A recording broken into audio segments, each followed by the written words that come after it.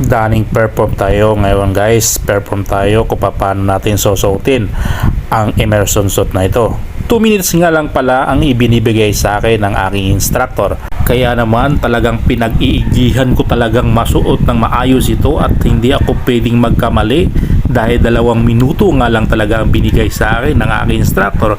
Kaya ito nga guys ay inumpisahan ko sa sitting position upang makuha ko siya at siyempre strap ko yan in between ng aking legs. Kaya kayo guys, tumayo na ako at pagkatapos ay susuotin ko naman sa may bandang ulo guys muna ang unahin ko, and then next naman dyan guys sa aking kamay, at next naman sa bandang right side ko naman guys ay yan naman ay susuotin ko.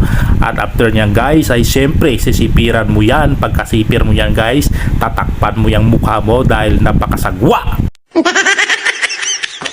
At ito na nga guys ay natapos ko na nga ito magdaning ng